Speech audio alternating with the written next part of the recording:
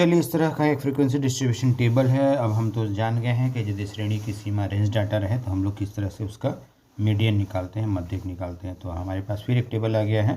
श्रेणी का सीमा है 0 से 10, 10 से 20, 20 30, 30 40, 40 50 और बारंबारता फ्रीक्वेंसी उसका दिया हुआ है इस तरह का।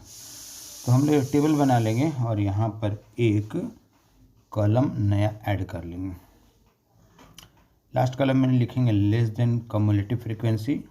अब आपको पता चल गया होगा लेस देन कम्युलेटिव फ्रीक्वेंसी होता क्या है। जैसे 10 से कम की बात करें तो 4 है फ्रीक्वेंसी, और 20 से कम यदि बात करते हैं तो 0 से 10 और 10 से 20 ये दोनों आ जाएगा डाटा, मतलब 4 और 7 हो गया 11।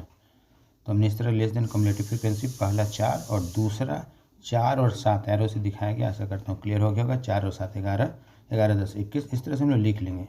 लास्ट जो कम्युलेटिव फ्रीक्वेंसी आ रहा है वो है हमारा 59 को आधा कर लेंगे तो ये होता है 29.5।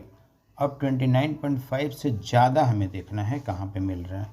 तो हमारे पास बगल में राइट साइड में हमने टेबल दे दिया, इसीलिए 29.5 से ज़्यादा है 36, तो ये हो गया हमारा मीडियन क्लास। तो ये वाला जो है ये इसी से हमको मीडियन मिलेगा। इसका जो श्रेणी सीमा होता है उसका जो सबसे कम संख्या उसको लोअर लिमिट एल लिखते हैं। फ्रीक्वेंसी उसका जो होगा उसको एफ से डिनोट किया जाता है, और ठीक उसके पहले वाले कम्युलेटिव फ्रीक्वेंसी को सी एफ से डिनोट करते हैं। श्रेणी की सीमा का लंबाई होगा 40 में से 30 गया 10। ये सारा डाटा को एक जगह लिख लेंगे। लेफ्ट साइड में हमने दिया है एन का मान 59, एन बाई 2 29.5, मध्यक श्रेणी है 30 40, L 30, C F 21, F 15, H equal to 10 40 से 30 माइनस कर लेंगे।